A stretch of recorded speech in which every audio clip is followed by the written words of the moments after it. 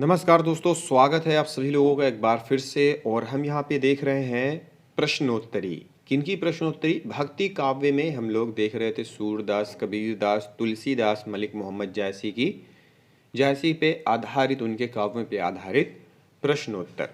तो दोस्तों, पिछली अगर वीडियोस आपने नहीं देखी है तो उन वीडियोस को सबसे पहले देखें, डिटेल्ड में है, ताकि आपको इन वीडियोस में जो प्रश्न पूछे गए हैं उनके आंसर आसानी से बन सकें। तो दोस्तों, यहाँ पे अवतरण दिया हुआ है। हमने 1 से 61 तक के क्वेश्चंस देख लिए थे, यहाँ से 62 से स्टार्ट कर रहे हैं। तो ये अवतरण है। सबसे पहले आप इसे पढ़ें और सोचें कि ये किस रचना से या किस कवि का है। तो उससे संबंधित नीचे कुछ प्रश्न दिए होंगे जिनके हमें जवाब देने हैं। तो दोस्तों, अगर चैनल को अभी तक सब्सक्राइब नहीं किया है तो चैनल को सब्सक्राइब कर लें और साथ ही साथ बेल आइकन भी प्रेस कर लें। तो चलिए प्रश्नोत्तरी की शुरुआत करते हैं। पहला प्रश्न है आज का, उक्त अवतरण का संदर्भ दीजिए। मतलब संदर्भ का मतलब है कि ये रचनाकार कौन है और ये किस रचना से लिया गया है। तो यहाँ पे ऑप्शंस दिए हुए हैं जिसमें से हमें बताना है सही उत्तर कौन सा है। तो दोस्तों, सही उत्तर है हमारा ऑप्शन ए, सूरदास। भ्रमर गीत सार और संपादक है रामचंद्र शुक्ल। तो ये संदर्भ मतलब जो अवतरण है ऊपर, ये इसमें से है। सूरदास, भ्रमर गीत सार और संपादक है रामचंद्र शुक्ल।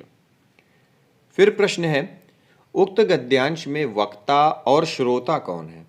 मतलब बोलने और सुनने वाला उपर्युक्त जो अवतरण दिया हुआ है उसमें से क्या है। यही कहने का मतलब है कि ये किसके बीच की वार्ता हो रही है यहाँ पे।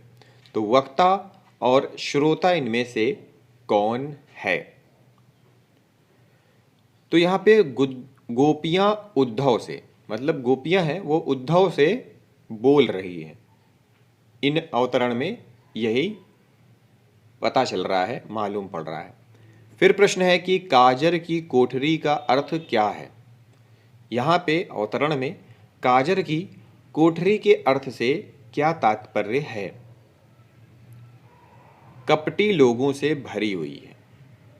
कपटी लोगों से भरा हुआ है ये जग, काजर की कोठरी।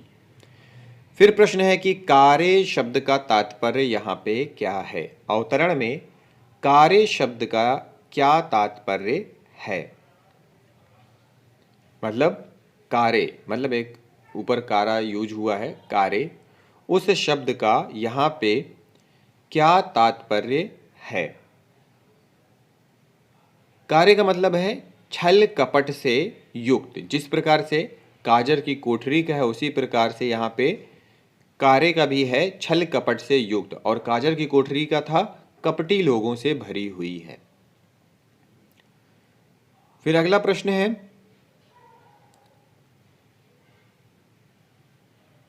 कि मानुहु नील माटतय काढ़य में कौन सा अलंकार है?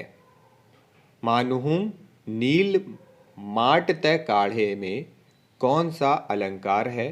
तो सही उत्तर है उत्प्रेक्षा, ऑप्शन सी।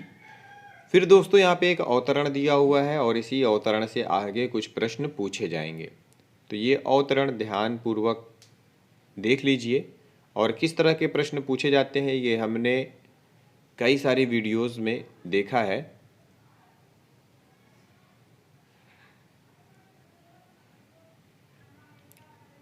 उस अवतरण का यहाँ भी थोड़ा सा हिस्सा है।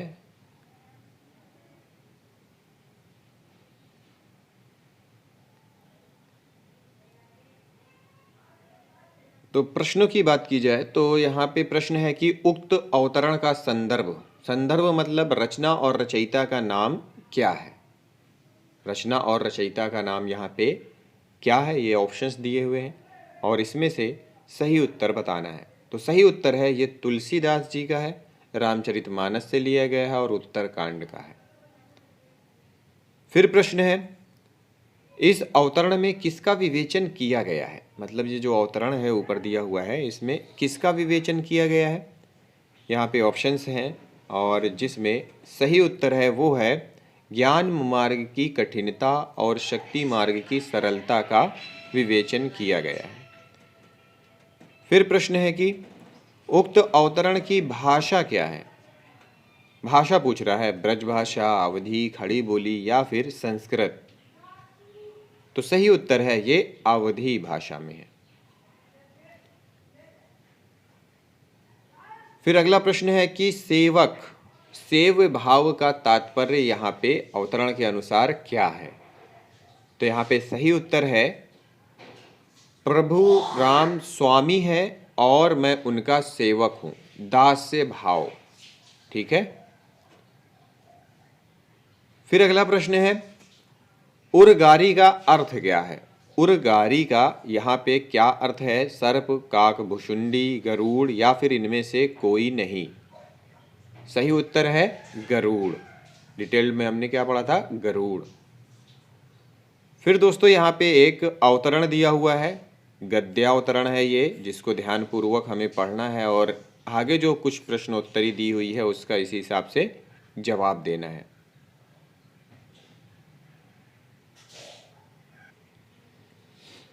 तो ये थोड़ा सा हिस्सा है गद्यावतरण का जिसको हमें ध्यानपूर्वक पढ़ना है और फिर नीचे दिए गए प्रश्नों का उत्तर भी देना है।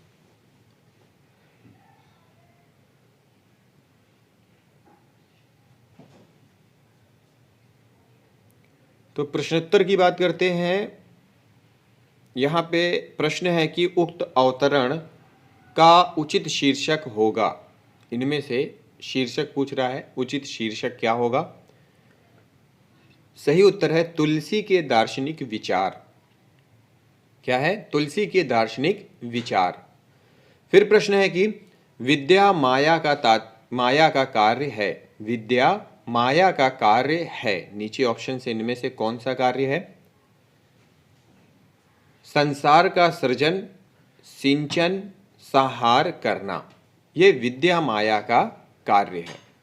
फिर प्रश्न है शंकर के मायावाद का खंडन किसने किया। शंकर के मायावाद का खंडन निम्नलिखित में से किसने किया है। सही उत्तर है रामानुजाचार्य ने भी किया है, वल्लभाचार्य ने भी किया है, मध्वाचार्य ने भी किया है। तो यहाँ पे इन तीनों ने, ऑप्शन डी यहाँ पे सही हो जाएगा, इन तीनों ने किया है। फिर प्रश्न है कि तुलसी ने किसके विचारों का समन्वय किया। यहाँ पे ऑप्शंस है तुलसी ने निम्नलिखित में से किसके विचारों का समन्वय किया। सही उत्तर है शंकर एवं रामानंद के विचारों का। शंकर एवं रामानंद के विचारों का समन्वय किया। फिर प्रश्न है विशिष्टाद्वैतवाद के प्रवर्तक कौन है। मध्वाचार्य, शंकर, रामानुजाचार्य या फिर वल्लभाचार्य, इनमें से विशिष्टाद्वैतवाद के प्रवर्तक कौन है। तो वो है रामानुजाचार्य, ऑप्शन सी। फिर प्रश्न है कि इनमें से मायावाद के प्रवर्तक कौन है। मायावाद के प्रवर्तक निम्नलिखित में से कौन है। सही उत्तर है शंकराचार्य, ऑप्शन बी। फिर प्रश्न है कौन सी रचना सूरदास जी की नहीं है। इनमें से कौन सी रचना है जो सूरदास जी की नहीं है। तो वो है श्री कृष्ण गीतावली, ये गोस्वामी तुलसीदास जी की है। फिर अगला प्रश्न है कि जैसी किस काव्य धारा के अंतर्गत आते हैं। मलिक मोहम्मद जैसी किस काव्य धारा के अंतर्गत आते हैं। निम्नलिखित में से कौन सा उत्तर यहाँ पे सही है। तो वो है निर्गुण धारा के सूफी कवि। अगला प्रश्न है इनमें से सूरदास की पंक्ति कौन सी है। नीचे ऑप्शंस है, इनमें से सूरदास जी की पंक्ति कौन सी है। तो सही उत्तर है काहे को गोपीनाथ कहावत, ये ऑप्शन डी। तो दोस्तों यहीं पे प्रश्नोत्तरी समाप्त करते हैं। आगे की प्रश्नोत्तरी आगे की वीडियो में लेकर आएंगे। इस वीडियो को देखने समझने के लिए आप सभी लोगों का बहुत बहुत धन्यवाद।